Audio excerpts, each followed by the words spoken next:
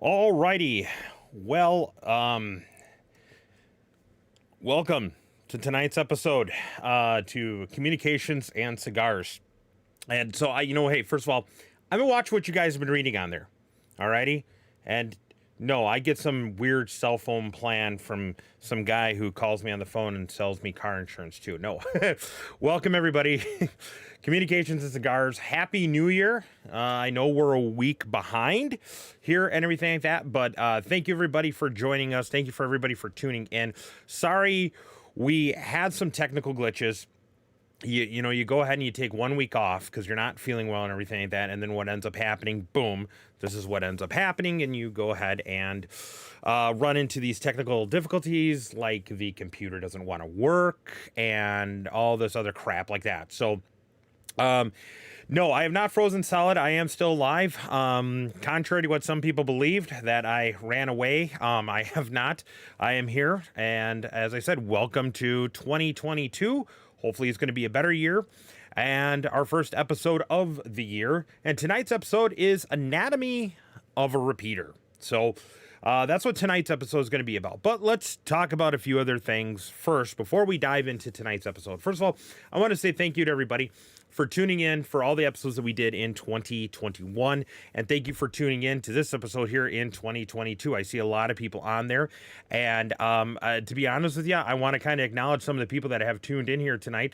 So Ham Radio Dude, yes, you were the first. Good evening. Hopefully things are a little bit warmer up there, or I should say down there in Illinois. Ben Manley, good evening. Coffee and Ham Radios, thanks for joining in. Liberty Cave, WS7PB, thank you very much. T.O., hey, T.O., thanks for popping in here tonight, and thank you for sending everybody my way. Your check is in the mail. W4JMC, Ron Wolanowski, and 8WCR. KK6 USY, good evening, Chuck. M7INT, the Gaming Ham. Alden Jones, KC1JWR. 45 Auto, Wild Cascade, thank you for being there. Paul Hopman, thank you very much. Brian, AD8GI. And let's see, I think that's pretty much about it. Covain, hey, how you doing? Thank you for tuning in this evening here. Roger McKeenan, yes. Yeah, once again, sorry about the delay on there. And I got a few other private messages coming into me asking, hey, do you know that you were supposed to be on here? So yes, guys, I do know that I was supposed to be on here tonight. So thank you for everybody for doing it. Phil, W0RHP, thank you for joining us also too. And Anthony Becerra, thank you very much. So once again, thanks for everybody for tuning in. As I stated, little technical difficulties, but we're going to have some fun tonight. So Communications and Cigars. We actually, obviously, we enjoy communications, and then we can have a cigar. But if anybody that lives up here in Wisconsin or the upper Midwest knows, we have been a little cold lately. As it kind of, I took a picture the other day, and I should have posted it. The old joke is that, why is there a guy pooping on my dashboard? And actually, it's not a guy pooping. It's the number 4 with the little degree symbol, and the line is coming out of there. So I saw that joke. Someone sent it to me one time. It's like, how do you know how cold it is? Because there's an angry guy pooping on your dashboard. But anyways, with that being said, it has been cold up here. So, of course, we are in Studio B once again here doing some improvements, hopefully for the next show. Some stuff in the background here. But that's what we're taking a look at doing here, moving things around. But it didn't work out that well. And as I said, it was also getting over a little bit of a cold, a little bit of a crud was going around the house here and stuff like that. And then, of course, for those that are aware, I do activate or work in public safety EMS-wise. So, of course, anytime you get a sniffle or something like that, you have to jump through a whole bunch of hoops to make sure it's not COVID, to make sure it's not like some sort of new influenza A or something running around, or whatever the case or the flavor might be this week here. So, yes, that's why I was not around. Plus, also, too, I kind of got back into another little hobby. So, side story here, which I joke around and I said maybe I need to change my names. The show here from Communications and Cigars to Communications and Cigars and RC Cars. So, I actually got back into the RC hobby after basically a 30-year absence of it, I think is what it really was. And I got a couple first kits that I was really interested in about. So I got those actually last week. So I was recouping a little bit there. I had a chance to kind of start getting back into that hobby on there. So that's another thing that's kind of been taking up some of my time too, but not too much, not to the point where I'm not going to stop doing the show. We just might have to incorporate a few more. So before people ask, it's a Traxxas Slash that I got, and then also to a Tamiya lunchbox. Tamiya lunchbox was one I had when I was like 12 years old. Built that one from a kit. The Slash I got is from a kit also too, and I really like building RC cars from the kit form, not a ready to run and stuff like that on there, just because I think it gives you more like being able to read schematics and do things and build things and stuff like that. And I kind of really like that aspect of it. And so that's why I'm getting back into it. So I'm going to have a lot of fun there and stuff like that. So don't be surprised if you are watching the channel, you might see a video or something pop up from time to time. And title, Communications and Cigars. So what are we talking about cigars? Well, I don't have a cigar to talk about specifically, but I do have a friend, a good friend of mine, Steve. He's on the ambulance service with me. And Steve was excited because he enjoys cigars as well. And if you're watching, Steve, hey, good evening to you, or whenever you might be watching this. But he was excited. And one of the things we'll talk about kind of with Communications and Cigars today is a humidor, selecting a good humidor. Now, a lot of people say, well, what's the point of a humidor? Well, cigars like to be in this nice temperature and humidity range. All righty. They really do. They like to be about 70 degrees, and the humidity kind of is in that same range. If you go ahead and you get the cigar too cold or too hot, or the humidity's off, it could really dry out and crumble on you, or it can get too moist and then it's horrible and it doesn't work, it doesn't light well, doesn't smoke well, doesn't burn evenly. So a lot of that is going to be going on there. So it is quite important to make sure you have a good humidor. Now, for us up here in the upper Midwest or areas that can get really cold, you may not need, because let me back this up. The normal traditional humidor is going to go and usually keep the cigars at a good humidity and keep the temp down. However, it's the exact opposite up here in much of the Midwest. A lot of people I know that, obviously live here year round, they run into an issue where in the wintertime, they can't keep the humidor warm enough. So there are two different types of humidors that do exist out there. There are humidors that cool, and then there are humidors that heat and cool. Now, which one is best for you? Well, that's going to be dependent upon your temperature. Where I have my humidor, it is only a cooling humidor. And where I have it in my house, it sits in a nice part where even year round, in the summertime, it keeps nice and cool. But in the wintertime, it sometimes will drop down to maybe about that 68, 67 degree temp, which I'm totally fine with. I'm totally okay with. Moisture is perfect in there. I keep moisture, and I'll talk about that maybe on another episode on what we can do for moisture on there. But yeah, it's really a good thing to understand how to do it. I have been lucky enough, knock on wood here, that I have not had a issue with getting a cigar that has been either too moist or too dry. I've seen videos, I've heard of people saying, they lit a dried out cigar and they said it burnt almost like paper, and then you don't want to do that, especially if you're paying a good money for a cigar. So that's it. Make sure you got a good humidor. Now, other things to do with the humidor too, if you can't afford a actual full glass humidor, some people can, some people can't. There are actual moisture packets, very similar to the stuff you find in food sometimes to help keep it dry. But these are specially designed for cigars or for putting in humidor. So you can get like a humidor box, put one of these little packets in there, and it's good to go there. So basically big kind of thing on there too. So if you're enjoying cigar, you want to last your cigars longer, by all means, go ahead and do this. I'm going to sound really hoity and toity. I've actually found out with my humidor and with the way I keep the temp and I can keep the humidity on there, if I keep about 30 cigars in my humidor on an average, it is really nice on the temp. If I add a lot of cigars in there, then what tends to happen is I notice that my humidity will sometimes drop. If I take away a lot of cigars, I notice my humidity sometimes will go up. So it's really kind of almost like a little bit of a cat and mouse game on there. So good to keep in mind if you are looking for a humidor, or hey, you want to keep your cigars a little bit longer, then we'll go from there. No, I did not do Swisher Sweets, but I do tell you what, that is my backup. I do have that hidden, sort of like almost like a glass case, like in an emergency, break glass. That's what I have in my truck. So if I'm traveling somewhere and I need a cigar, I can pull that out. So it's kind of a dirty down little secret. All right, let's get into the topic of tonight: anatomy of a repeater. So I want to first of all thank Chris Keyser, KC9NVV. He sent me a suggestion for the show, and I figured this is a really, really great time to talk about this as an episode, as a topic on there. So thank you for Chris for sending the suggestion into the show here. And the reason why I felt this was a good idea is because for Christmas, thanks to a lot of the guys over at Coffee Ham Radio, so Chuck and Ham Radio Dude and Smokin' Ape and T.O. and stuff like that. They've talked a lot about the radios. They've had a lot of good episodes like in November, December, talking about different radios and stuff. But as that led into Christmas, I should say, a lot of people wanted to buy new radios. And there's new radios out in the market and all these kind of things like that. And what I hear and I see a lot on the different message groups and stuff that I'm in, where a lot of people are having issues with understanding how the radio works or how the radio should work. And that is usually kind of related or isolated almost to a lot of GMRS stuff, but a little bit of amateur radio stuff there too. So I forgot to do one thing before I got going any further. See, I don't even my own rules.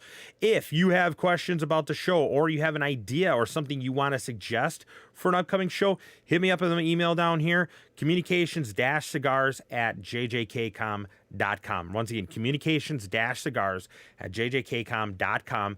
JJKcom is a sponsor of Communications Cigars. We thank that business for helping us. They do provide, they have helped us with a lot of the equipment and everything on there. So once again, thank you very much to doing that.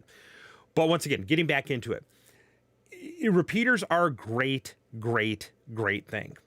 However, if you are using a repeater, do me a favor. Just do me this favor. I'm not asking you to give money or anything like that, but don't be afraid to say thank you to that person who put up the repeater. Repeaters cost money, alrighty? They do. And I don't care if it's just simply two handheld radios strapped together that are working together in a little box, or you have a huge, big, expensive, I got a couple repeaters that I have on the air for whether it be business or amateur or GMRS or personal usage or whatever the case may be. Repeaters do cost a lot of money. And it really comes down to is not only necessarily the equipment as quote unquote the repeater itself, but the associated expense into putting up a repeater. Alrighty. You need tower, and we're going to talk about this tonight. So we're going to briefly touch on towers, but we're going to touch about antennas, coax, duplexers. What is kind of the core components of the repeater? A controller. Those things can easily add money to this overall project.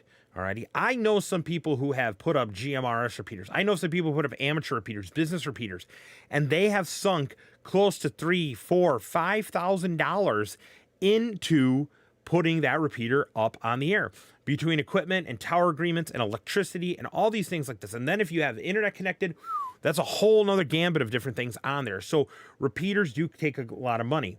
So don't be afraid to say, hey, thanks for putting up the repeater. Amateur Radio Club you're in. Hey, thanks for putting up the repeater. GMRS. Hey, you find out the owner? Hey, thanks for putting up a repeater. Alrighty. I do that a lot. I do. If I'm using someone's repeater a lot, I will say to them, I'll say, hey, thank you for putting up the repeater. It's nice. Especially in the amateur world. We don't charge money. We can't charge money for the usage of equipment, right? So when that happens is that the people who are putting up amateur repeaters are usually putting it out of their pocket, or there's a club and the club is trying to continually raise funds and stuff like that to put up the repeaters. So just a little couple key points on there. So let's delve into what really is a repeater. So let's go here.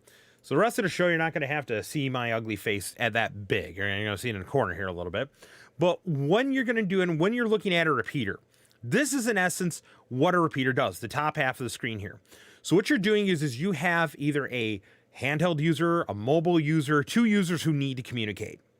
And the two users are unable to communicate on the same frequency. So that's what the bottom half is. The bottom half is simplex, going from radio to radio. We talked about that in an episode last year, okay, about the difference between a repeater usage and simplex usage. But here's where you have the person at the bottom, no repeater, radio to radio. You get too far away from each other on on simplex, guess what? You're not going to hear one another. If you're analog, it's going to get scratchy and then eventually die. If you're digital, you're going to hear and it's going to die, okay? And yes, for those that are asking, how did that go? Okay, that's what digital sounds like, right? When you're on the fringe, okay? If not, go with me, okay? But what happens is that the repeater extends the range. Now, one of the things I'm not going to talk about tonight, I'm not going to talk about repeater networks. I'm not going to talk about linking repeaters or anything like that. I'm going to talk about the core concept of a repeater, a standalone device that takes a transmission received on one frequency, takes it, amplifies it in power, and retransmits it out simultaneously on a separate frequency. So that's what we have at the top here. The user on the left-hand side of the screen is going to transmit into the repeater on FXA, so frequency A, all righty? And then the user on the right side, user B, is going to listen on receive frequency B, all righty? Then what's going to end up happening is once the left-handed user unkeys, the right-handed user is going to key up once again on the same frequency that the left user was. So you're going to key up on frequency A. It's going to go into the repeater. The repeater is going to increase the power and transmit it out on frequency B. So with a repeater, you're always going to have one frequency for receive and one frequency for transmit, and they're going to be the same always. All right, they're always going to be the same for conventional single repeater operation. All right. Now, there's a whole bunch of different things that can be involved with repeater operation. You can have different signalings. You can have different tones. Yes, you can link repeaters. You can have simulcast repeaters or multi-receivers. Right. Maybe that's another episode or something we'll deal with later. But for right now, what we're dealing with is the core concepts of you go in on one frequency, the repeater receives it and transmits it out on another frequency simultaneously. Now, there are simplex repeaters which use the same frequency for transmit and receive, and those are called store and forward. We're not going to talk about that. We're going to talk about duplex repeaters for sake of a better term. So that's it. Pretty simple concept on there for how a repeater works. Now, the success of a repeater is going to be hinged, and I say hinged, upon a couple different factors. The first factor is going to be location, and location. Alrighty? If I have a repeater on top of a huge hill or on top of a 300-foot tower, of course the repeater is going to transmit great distances. It's probably going to be able to be heard, and you can transmit to it and it can transmit to you great distances. Compared to, yes, a repeater that is, let's say, on top of the roof of a garage, maybe 30, 40 feet off the ground. Alrighty? Location plays a big part into it. Another thing that plays a big part into it is, believe it or not, the equipment you're going to be using, which we're going to talk about on there. So let's skip over that for right now. But then the other thing is going to be frequencies that are used. Okay. We deal with a lot of frequencies. So GMRS frequencies for repeaters there in the UHF band. Amateur could be VHF and UHF. Public safety, business can be low band even. Amateur can even be low band too, really. But low band, a VHF, UHF, 800 megahertz, 900 megahertz. There's a lot of different frequencies that can be used. Range is impacted by the frequency that you use. So obviously, what's going to go further? VHF or 900 megahertz? Well, VHF is going to go a lot further than 900 megahertz. However, the other part of that is frequency congestion.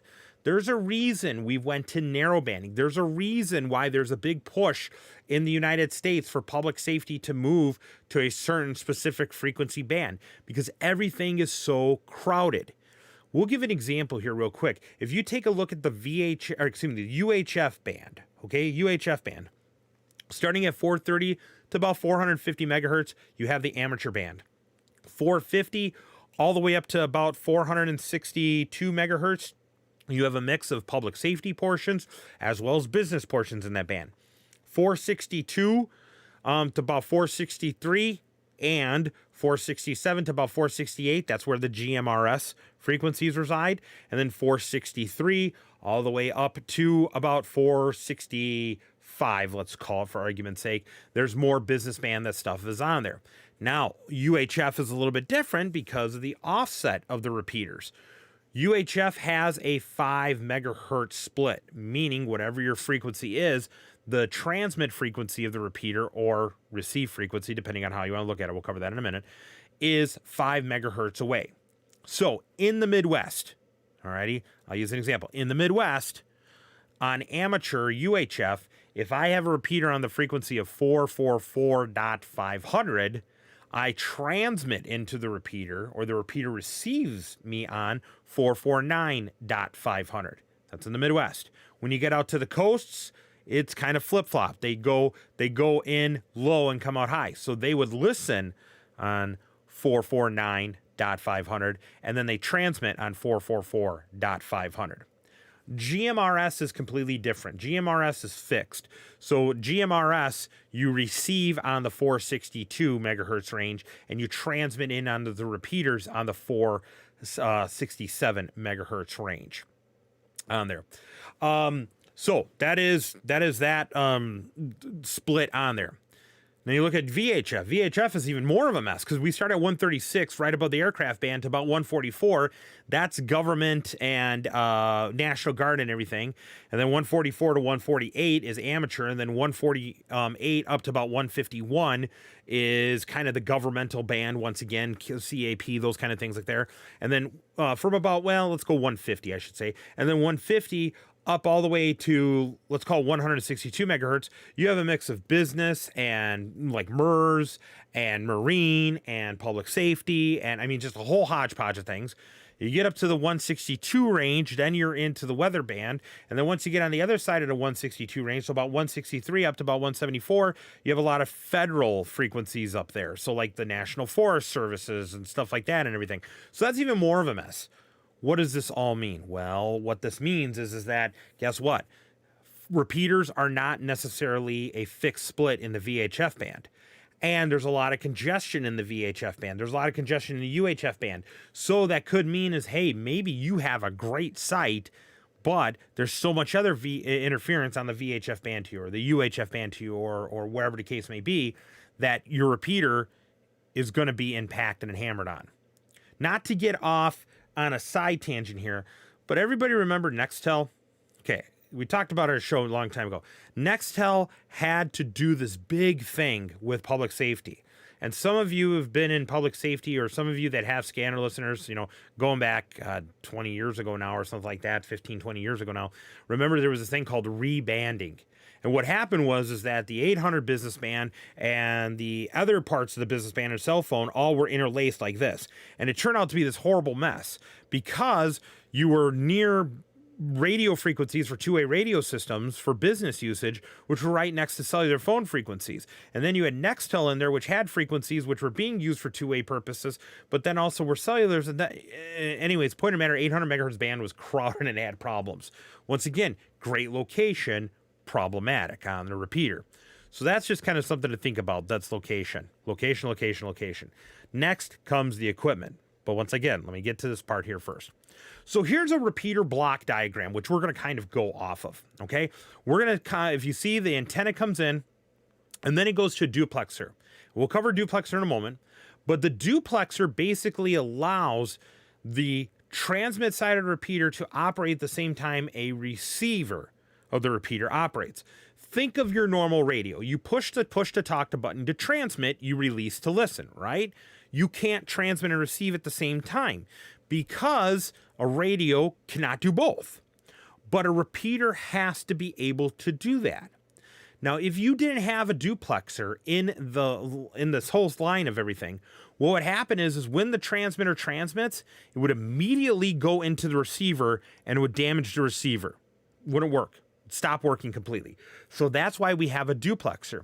And what this duplexer does is the duplexer basically says, hey, guess what? I'm going to go ahead and filter out the transmit frequency for my receive radio, and I'm also going to filter out the receive frequency on the transmit side of the radio so that when the repeater transmits, it goes only out the antenna. The duplexer makes the repeater, mind you, the duplexer makes the repeater transmit out only and receive in only, not interfering with one another. Alrighty?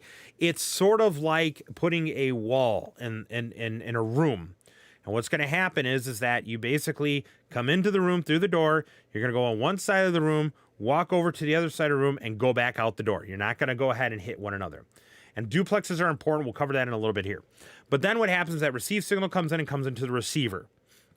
When it comes into the receiver, it has to match the certain things on there. So it has to match the right frequency, has to maybe match the right tone signaling. So PL, DPL, also known as CTC, SS, and DCS. Maybe it has MDC signaling. Maybe it has two-tone signaling. Whatever the case may be, the basically set up the repeater saying, I'm only listening to this signal with this frequency with all these parameters. Then that receiver gets that proper signal, and then it sends a signal. We call it the core.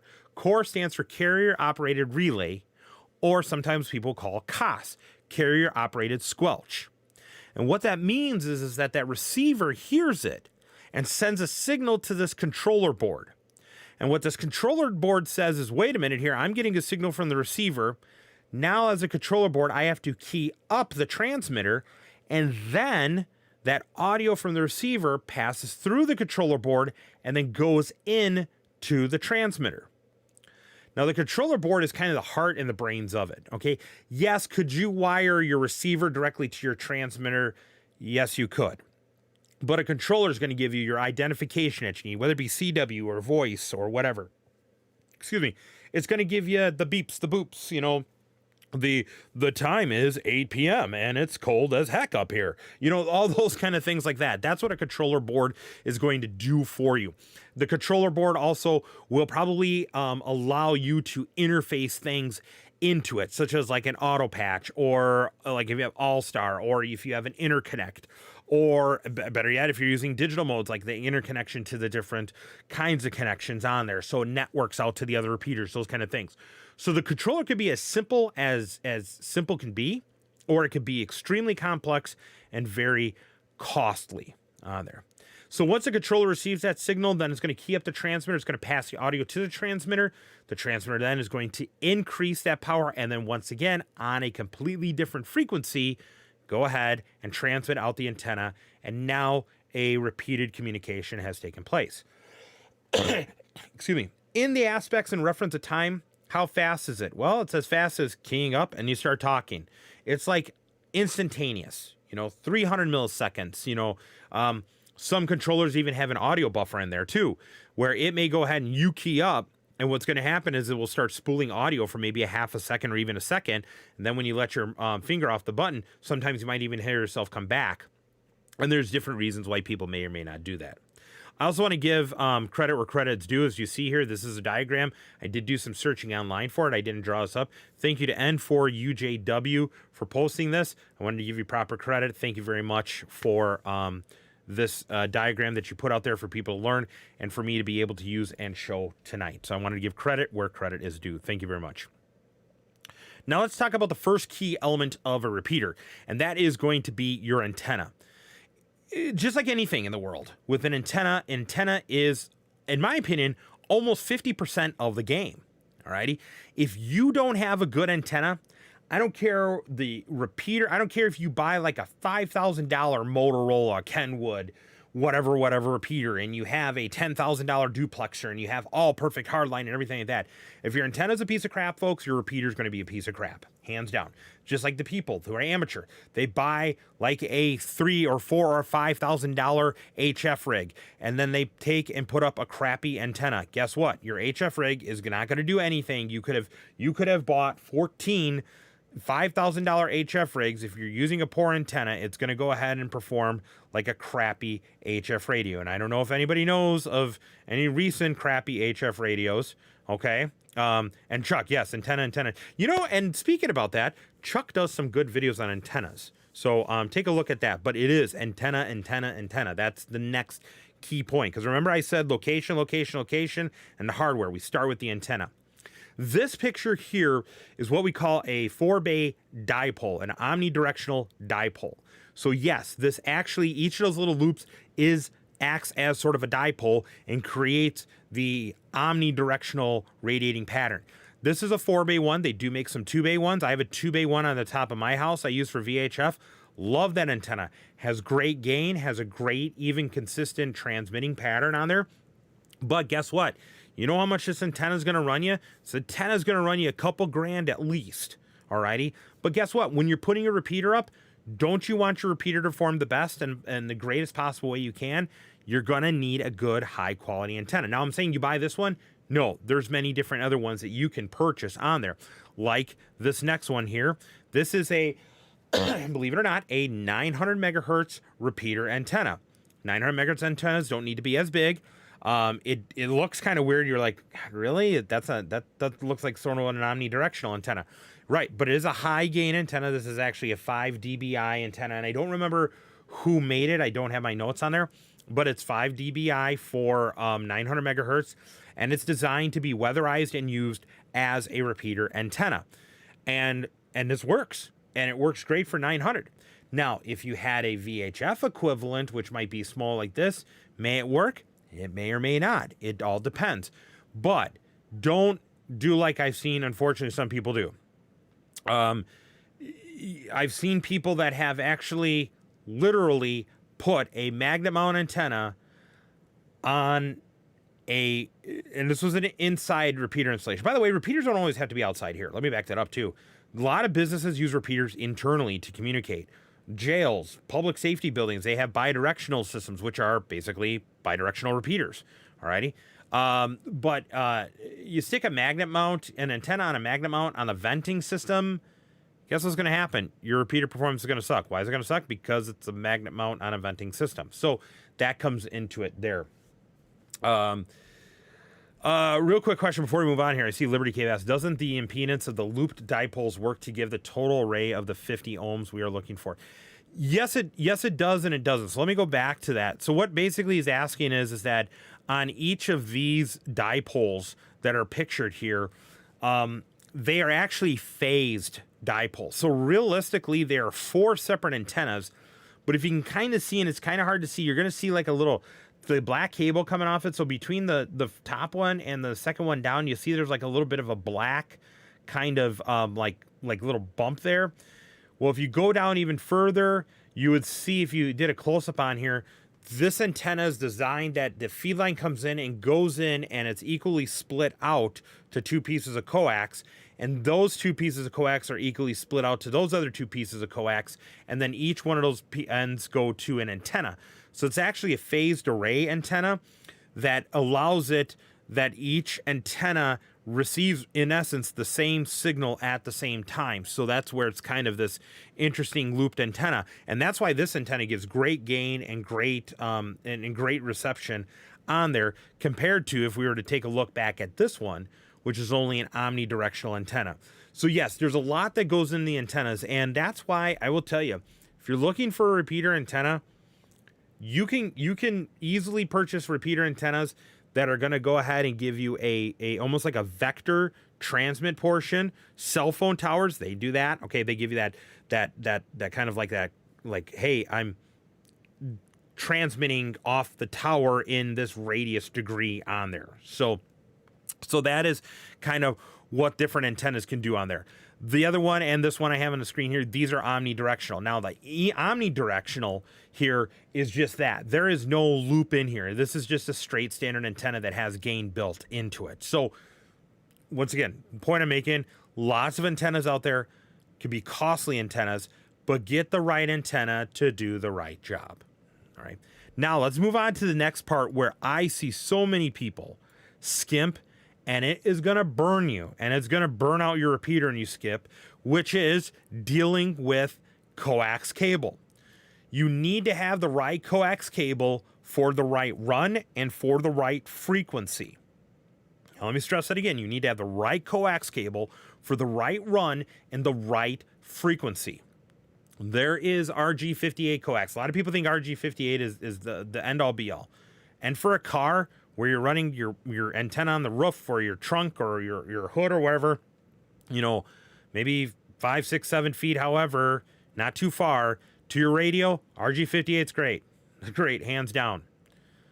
Don't run RG58 at 100 feet. I've seen it attempted. I've seen RG58 ran at 50 feet, and it's like, no. Bad. You're going to have so much loss in the cable. What we mean by loss is, and this is something you can look up on your own. Maybe we might go into an episode about this later. But loss is basically, it's just like a garden hose. I'm gonna give you that example. Or for those that might be in the fire service or E&M service, it's going to be loss. It's going to be friction loss, right? All right. So if we are going ahead and pumping out so much power, so much water pressure into a garden hose, right? If I have a garden hose 6 inches coming right off the house and I turn on that water, guess what's going to happen at that 6 inches? The water is just going to be spewing out. Now let me go ahead and change that garden hose from 6 feet to 60 feet.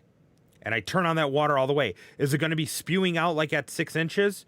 No, it's not going to be like 6 inches. The 60 feet now is going to be, it's going to come out still, but it's not going to come out with great force because of loss.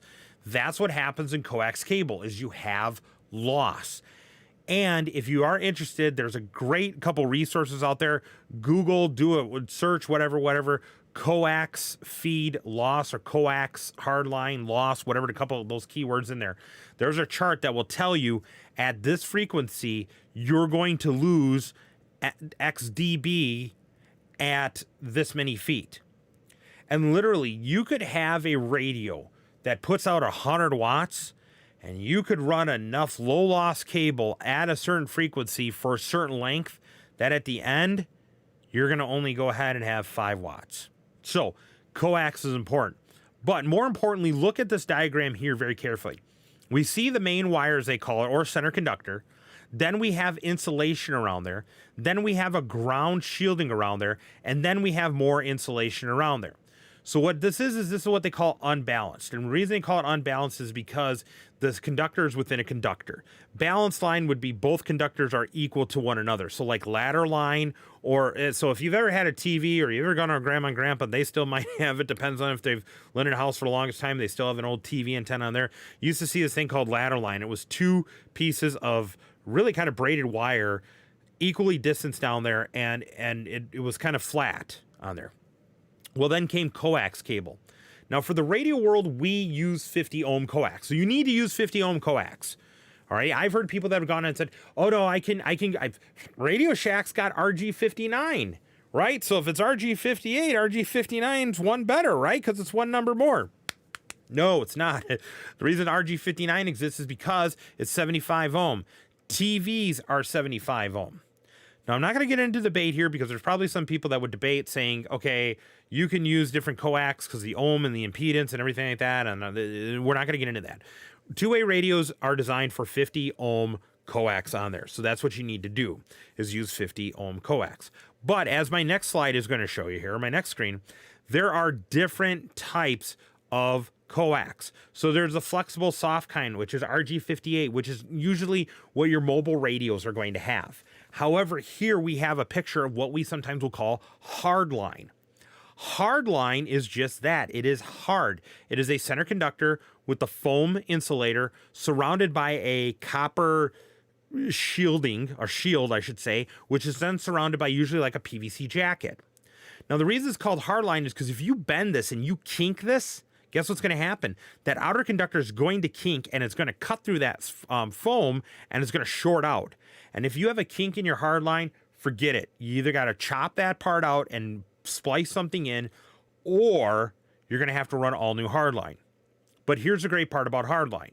Hardline can handle a lot higher power and a lot greater distances than, let's say, RG58. So, for an example, on a repeater site and stuff like that, I usually see people at a minimum using 1/2 inch hardline. And we say 1/2 inch hardline, we're talking about the diameter of it is a 1/2 inch, like my pinky size. That's a 1/2 inch hardline. There are some that will go 7/8. I've seen 1 inch. I've seen inch and a half. I've seen 2-inch hard line. 2-inch hard line that comes down from the antenna and then connects to it and then goes in there. Now, what are these for? Usually when you're looking at large diameter hard line like that for a repeater, you're usually talking and looking at something along the lines of saying like, okay, wait a minute here. We're talking about like microwave frequencies or something like that on there. So can you put 2-inch hard line on a repeater that's 50 feet in the air? Yeah, it's going to be expensive because guess what? As the bigger the hard line goes, the more price it goes up. You can easily spend, especially these days with the things like there, there used to be times where you could get 1/2-inch hard line, even the good stuff, at less than $1 a foot. Now with certain times, I mean, I've seen some, depending on if it's plenum rated and these kind of things and features on there, you're talking hard line that could be $2, $3, $4, $5 a foot even on there. And that's where a lot of cost comes in. Because if you have a 100-foot repeater, a repeater antenna that's 100 foot on the air, guess what? It's 100 feet up in the air. That's not counting how far it's got to come down the tower and then into the shack. So you might have 125 feet of hard line on there. That can add up dramatically in cost. Once again, say thank you to those repeater workers. All right, let's talk about the duplexer now. So the duplexer I have here pictured, there's two kinds that really exist out there. There's what they call a band pass, band reject, and there's what they call a notch duplexer. Now, band pass, band reject, or BPBRs as they called versus notch, is sort of like a left Twix, right Twix thing. And I say this there because if you have the frequency spaced out far enough, you can usually use a notch. Because what a notch does is it takes the frequency and takes it down, like kills the frequency. Like when the frequency comes in, it almost is like it opens it up. It like just says, go bye-bye to air. So let's say, for an example, you have a repeater on 151 megahertz for transmitting, and then the repeater receives on 158 megahertz. Well, guess what? 158 comes in, you're talking 7 megahertz difference. That's a pretty significant spread. So that notch will, on the transmit side, the 151 side, that notch duplexer is just going to kill that 158. On the receive side, it's opposite. It's going to kill the 151 frequency. That can happen. But if you are in a band split, or if you are in a frequency split, which is very tight and close to one another, like let's say the 600 kilohertz band split of like, let's say amateur, or some public safety is like that, some businesses like that on VHF and stuff, you may need a band pass and band reject. What band pass and band reject does is it passes part of the band that you need to, or the frequency, and then it rejects out that other one. And the reason is because if you take a notch filter, if the frequencies are too close together, guess what? You're going to notch out both frequencies on one side. You don't want to do that. You don't want to do that. So with the band pass, what you're doing in essence is you're saying, hey, I'm going to let this frequency ride, but I'm going to take this other frequency and kill it. I'm going to reject it, but I'm going to pass this one. So that's your duplexer training for today, January 10th, right? Yeah, Monday, January 10th. There you go. All right. Let's talk about controllers. So you can really use any sort of radios. You can literally use two mobiles strapped together. All righty. Mobile A and mobile B. So mobile radio A and mobile radio B, they both receive, and then you put them into a controller here. Now, I am not endorsing any product here. We don't do that on Communications Cigars, but I just have a picture of the SCOM controller as one example on there. This is the kind that you can mount in like a repeater rack. What it does on some controllers, it allows you to operate or receive multiple things. So usually you have inputs. So you'd have like ports, and on each port there's a transmit and receive port. So in essence, you can put the receiver in on one port and then the transmitter on that port, or you can split out ports and whatever the case may be. The reason is the controller does this. That controller, as we talked about before, is listening for that receiver. It hears the receiver. It gets the signal from the receiver saying, hey, I'm active. I need to pass this audio. The controller is the brains of the operation and sends it out to that transmitter and says, okay, hey, here we go. I'm receiving and I'm passing to you. I'm receiving and I'm passing to you. Oh, wait a minute. Here, I need ID. Or some, like, once again, this is the N9 UPC repeater. It is cold. Those kind of things like that. Controllers do a whole variety of things on there. So this is more of a complex controller. You can have multiple radios and multiple repeaters and multiple things connected into one another on there. Or you can have a simple controller, which a simple controller is basically like this pictured here. Has a simple in and out port. You see it says port 1 on there. What ends up happening on there is you plug the receiver into it and you plug a transmitter into it and it just transmits and receives. And maybe you interface into it with the computer or whatever. But for the most part, it's just simple, random, and basic.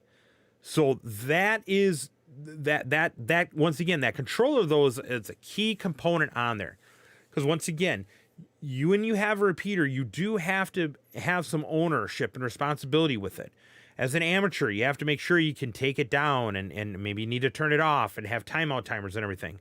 On a GMRS side of things, if you're a GMRS repeater operator and owner, maybe you want to restrict access. So you want to change tones and do all those different things on there.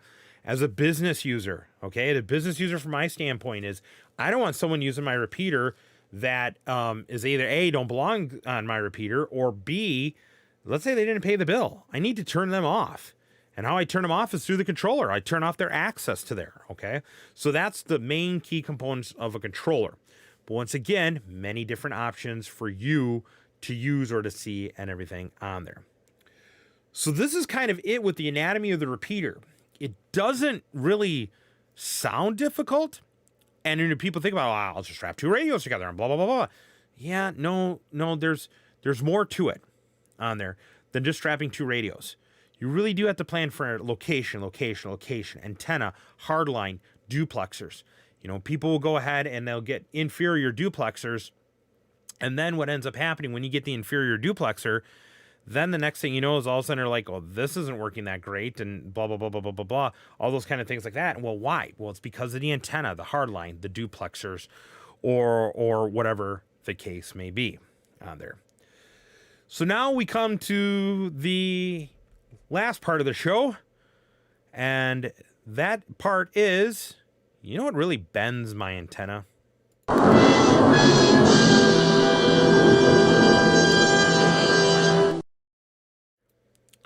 You know what really bends my antenna is the people that think they're better because they went and decided to buy a repeater instead of making a repeater.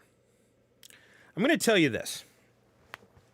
You could take your high-priced Motorola repeaters. You could take your high-priced Kenwood repeaters. You could take your Yaesu repeaters. You could take your Icom repeaters. You can take your repeaters that you used with two radios and make a situation of having a really, really good repeater. What makes a repeater better than the other? Really, what does? And the answer is really nothing but everything. As I said earlier in there, buy an expensive repeater, use a crap antenna, use bad duplexers, and guess what? Your great expensive repeater is going to go ahead and be crap. It is. Now, flip it on the other side of the coin.